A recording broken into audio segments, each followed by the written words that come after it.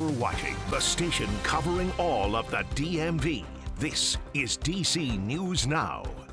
Good afternoon. Thank you for joining us for the news at noon. I'm Tosin Fakile in for Mark Hall. The sun is out in the DMV, but it feels a little nicer earlier in the day. Let's check in with meteorologist Damon Matson with the latest on the forecast. And Damon, am I right? It didn't feel as muggy this morning earlier. Am I right? How'd you like that lack of humidity? It felt great. Let's keep it going. Yes, this is the kind of summer weather we can all get behind. And yes, indeed, those dew point numbers, the humidity levels, they dropped last evening, and then they continue to drop through the night last night to where we are enjoying this sun-filled and comfortable day. Check it out. Our friend high pressure has returned. That pesky front that was making things so muggy and at times stormy and soggy across the DMV is finally pushed well enough off to the east that we have cleared things out. Now there's already another front showing up across the Great Lakes that will be a weather maker later on toward the end of the week. But in the meantime, we've carved out this very nice setup. If there's one little hiccup, you can see a lot of blue sky out there, but there is a milky look at times yet again, just like we had last week when it was on the drier side. Some wildfire smoke from those fires in Canada has drifted down into the DMV. A little bit of a dense plume there across parts of the eastern panhandle, western Maryland with that darker gray shade. But overall, this smoke is not going to cause us any major problems as it stays higher up in the sky. We'll just notice that haziness, but otherwise down near the ground, temperatures will be jumping into the middle, even upper 80s for a few of us, but that humidity, it will stay in check. So it will be warm but comfortable, a pretty beautiful day that we all can enjoy. Now, does this last, or are we about to see that humidity return as we head toward the end of the week? We'll have a full look at your forecast coming up here in just a bit. All right, Damon, thank you. We'll check in with you soon. Developing now in D.C., police investigating a shooting in Southeast. It happened last night on East Capitol Street. Police found a man shot, unconscious, and not breathing. We're working to get more details, and we'll bring you updates as it becomes available. Sad news out of Fairfax County. The body of a missing teenager is believed to have been found. The teen was reported missing over the weekend. Our Candace Cole is in Tysons with more details. Well, Fairfax County police are investigating after recovering a body from a small pond right here in Tysons. We're here at West Park and Galleria Drive. That news came as the family of Kyle Coleman, the 19-year-old who was reported missing over the weekend. They were holding a vigil in his honor, hoping that he would soon return home. Now, Coleman was last seen on Saturday, June 7th, just after midnight after being involved in a car accident in Fairfax County. A social media post from Fairfax PD on Monday said Coleman's car had been found unoccupied after the crash and that he was, quote, believed to be missing under voluntary circumstances. Now, it's important to note here that police have not yet identified the body that was found as Coleman, but his family and friends believe that it is. Here's what they had to say. He had such the greatest smile, and just, you know, when you think about it, you even in the sadness, you smile. But that's what I want to take. He was a phenomenal young man. Look around and you see all the people that's out here. This is because of Kyle. Kyle has brought us together. Yes. That's what he's done. Now, Fairfax County police say that a death investigation is now currently underway, but there are plenty of unanswered questions. Top of mind, who was it that they recovered from that pond, and what happened to Kyle Coleman? We will continue following this story and bring you the latest updates as we get them. Reporting in Tysons, Candace Cole, DC News Now. Happening now at American University, multiple dorms evacuated for police activity after a man was seen climbing a communication tower on the south side of campus. That person, we're told, is still on the tower, and law enforcement response is still active. This is according to American University leadership. They say the campus is back to normal operations with buildings and offices open, but they're asking people to avoid the area around the broadcast tower. Officials say the person on the tower doesn't pose a risk to campus safety.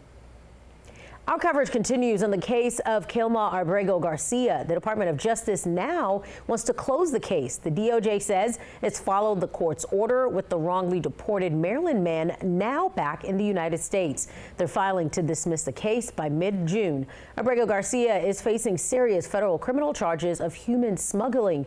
His attorneys say this case is not over as the government still improperly shipped him off to El Salvador without due process. A protest in Los Angeles is in its 6th day. LA officials set a new overnight curfew following protests against increased immigration enforcement. About 200 demonstrators were arrested yesterday, the majority for not dispersing when police said so. Earlier this week, the Trump administration deploying 4,000 National Guard members and 700 Marines to curb the protests. The Pentagon says the price tag for this deployment sits at more than $130 million. California Governor Gavin Newsom blasted President Trump for the decision, saying it's only making things worse. He chose escalation. He chose more force. He chose theatrics over public safety. This brazen abuse of power by a sitting president inflamed a combustible situation. President Trump, however, dismisses the notion, saying he is using the military to de-escalate the situation. Demonstrations started after ICE raids outside a Home Depot, a clothes manufacturer, and multiple other locations in LA County. Governor Newsom says he would prefer if ICE went after those with serious criminal records or final deportation orders instead of doing raids. And here in the DMV, demonstrations also taking place against the increased immigration enforcement. Yesterday evening, dozens gathered at Columbia Heights Civic Plaza, angry and upset at what's happening in Los Angeles. A sizable number of D.C. police officers surrounding the rally as a precaution, knowing what's happening in California. Protesters say their friends and family in D.C. are living in fear and don't want to see similar ICE raids here or any violence. Demonstrators say they want the military out of L.A. and demand ICE stop targeting immigrants. The main message is that we are together, that we are united. We are united and we're gonna fight back. We're not gonna hide in our houses. We're gonna come out and fight back.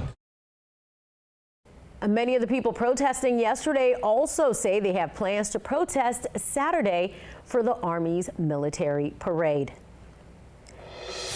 And a stern warning from President Trump for Saturday's military parade in D.C. He says anyone planning to protest the event will be met with, quote, very big force. The parade is expected to bring hundreds of thousands to the district. Officials say they're aware of some planned counter-protests, but no credible threats.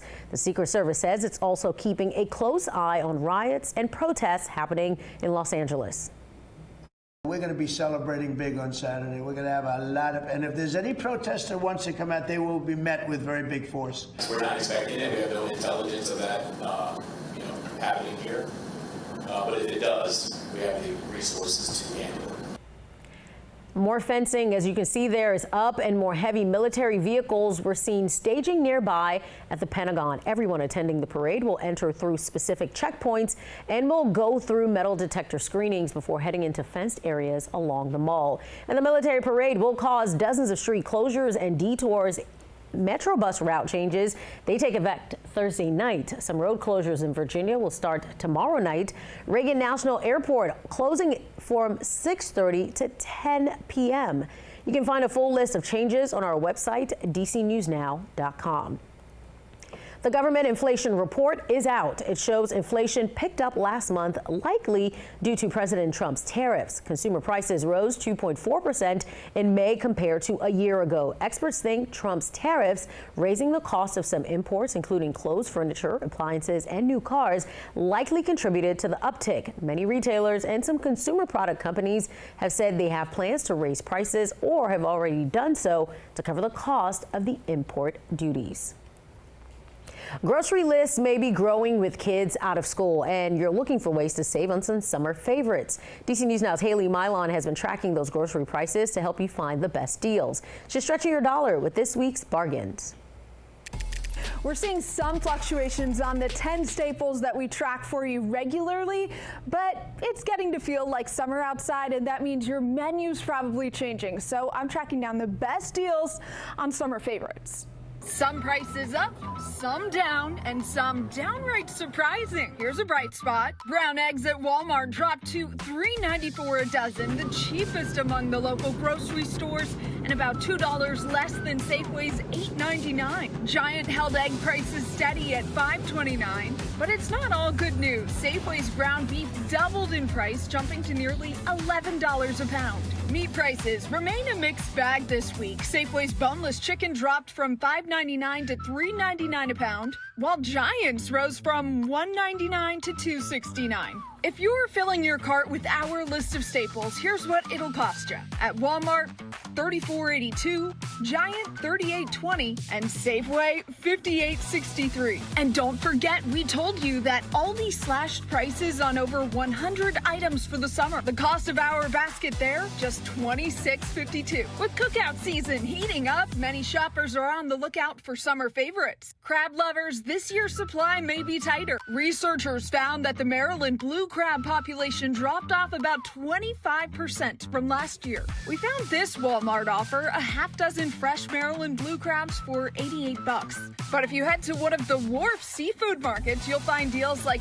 $25 for a dozen crabs. And a cookout isn't complete without watermelon. Walmart has a rollback on whole melons right now, just $4.67 each. Track the price fluctuations on all of your staples over on DCNewsNow.com.